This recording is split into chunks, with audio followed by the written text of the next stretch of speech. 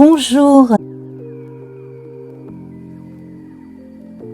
Nous allons faire notre petite pyramide énergétique. Voilà. Alors, avec notre petit Lenormand celtique, donc je vais mettre les noms de tous les oracles sous la vidéo. Voilà, alors, nous allons d'abord voir notre coupe. Alors, pour certains, visiblement, il y a quelques difficultés, peut-être psychologiques, à surmonter. Alors, on a quand même une bonne nouvelle. Pourquoi psychologique? Parce que, a priori, vous aviez quand même tout ce qu'il fallait pour pouvoir faire avancer un projet. Et là, en fait, j'ai l'impression que certains détails vous empêchent, mais avec cette montagne ici, avec cette falaise de bord de mer, on vous indique que vous pouvez contourner le problème. Hein. Vous pouvez soit prendre une barque et aller par la gauche, soit remonter la plage et aller par la droite. Voilà. Et puis alors ici, donc on a des nouvelles avec les cigognes. Ces nouvelles également qui peuvent être excellente pour les personnes qui désespèrent de tomber enceinte. Là, on vous indique que ça va être possible. Voilà, qu'il ne faut pas non plus trop stresser et que en étant beaucoup plus détendu, vous faciliterez justement la chose. Voilà. Alors, bien entendu, on parle de vie affective, on parle du fait d'avoir des enfants, mais on va également parler de projets comme étant son bébé, un bébé comme on a par exemple une entreprise ou de longues études avec des recherches et des choses comme ça, enfin quelle que soit votre envie et votre projet. On va évoquer des changements, voire des déménagements aussi. Voilà, notamment pour les personnes qui ont du mal à trouver un endroit qui ne soit pas trop près de l'eau, hein, pour éviter des inondations, vous allez trouver un endroit justement assez sécurisé pour ne pas avoir de problème d'inondation. Voilà ce qui me vient. Alors on va voir à présent donc là les 4 énergies. On commence par le feu, puis la terre, ensuite l'air et l'eau. Voilà, donc j'écarte les autres cartes. Alors le feu, la terre, l'air et l'eau. On va faire en sorte que vous voyez tout bien. Voilà. Alors, le feu. Alors ici, décidément, encore la nouvelle. La nouvelle qui arrive lentement. Hein. Dans ce jeu celtique, on a 2 représentants du messager. Le messager masculin qui arrive vite au galop et la messagère qui arrive sur un cheval au pas. Donc ici, c'est une nouvelle visiblement attendue qui, une fois qu'elle va arriver, donc devrait vous aider à en savoir exactement où vous en êtes et puis à avancer. C'est quelque chose d'assuré, quel que soit le sujet et quel que soit l'issue hein, du problème éventuel. Dans l'énergie de la terre, ici, nous avons la femme. Alors, c'est la femme aristocratique, hein, puisque dans ce jeu, il y a la femme du peuple et l'aristocrate. Alors, ici, on a une référence à l'impératrice et aussi aux reines hein, du tarot. Donc, on devine qu'elle est enceinte, qu'elle est là pour conseiller et aider son mari et d'autres personnes à prendre des décisions. Donc ici, on a 2 aspects du féminin. Hein. Donc là, c'est votre intuition, c'est votre fort intérieur qu'il va falloir écouter davantage pour retrouver une forme de confiance qui a pu vous manquer et pouvoir faire avancer les choses de façon très très concrète. En plus de ça, donc, si on fait toujours référence à l'impératrice, on parle de la parole. Avec le messager, on parle de communication. Donc, dites les choses, faites les choses, surtout dites-les simplement et clairement, de façon à ce que les gens sachent exactement ce que vous pensez et où vous en êtes. Voilà. Alors, avec l'énergie de l'air, donc communication, voilà, la communication est la clé. On a le double 3 qui confirme ce que je disais. Donc là, on a plus de pouvoir encore qui est donné au chiffre 3, chiffre de communication.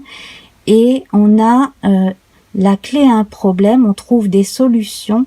Et vous avez une clé en particulier. Et je pense que vous voyez à peu près à quoi je fais référence. Vous avez la clé de quelque chose. Et dans l'énergie de l'eau, donc les sentiments, les ressentis, l'intuition, ici nous retrouvons ce beau terrain vague avec toutes ces fleurs ici, donc l'équivalent du jardin dans d'autres cartes. Donc là, on vous recommande, en plus avec le 9 ici qui fait penser à l'ermite dans le tarot, on vous recommande de prendre des pauses de façon à vous ressourcer, à vous reposer et aussi à réfléchir, voilà, sur les choses qui sont terminées et les choses que vous allez pouvoir continuer ou commencer par la suite.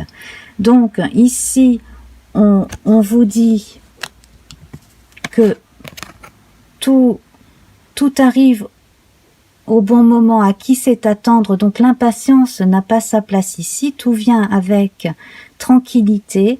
Et là, on vous conseille justement de ne pas vous inquiéter, que les choses devraient se faire assez bien et assez facilement.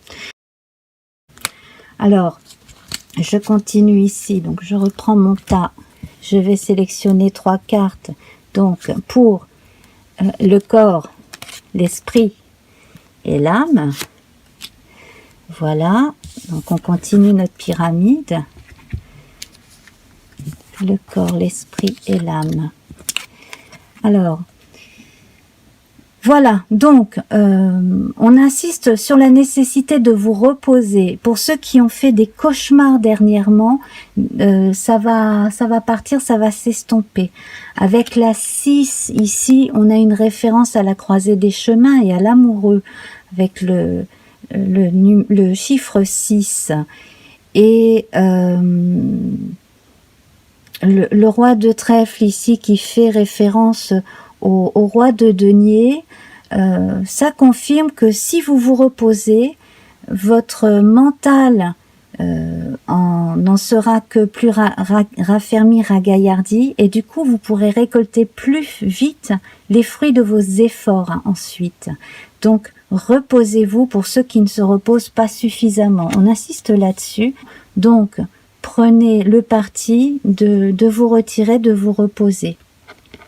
Voilà, alors la deuxième ici, alors là on retrouve le pique-nique.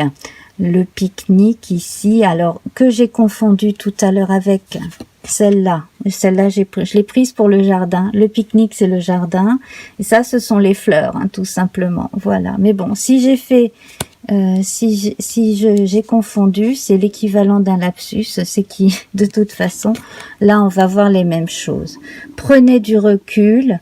Prenez du temps pour vous, relaxez-vous et surtout quand vous êtes seul, c'est le meilleur moment pour vous de mettre en place toutes les choses à faire au fil du temps, au fur et à mesure. C'est amusant ici parce que autant on voit la solitude d'un côté, autant on voit la communication avec autrui de l'autre. Donc là, en fait, on vous recommande un juste équilibre entre ce que vous pouvez faire pour vous et ce que vous pouvez demander aux autres de faire pour vous, en même temps que ce que vous pouvez faire pour les autres. Voilà. Alors la troisième carte au niveau de l'âme cette fois, c'est que bien justement, donc toute cette culpabilité qui est peut-être liée à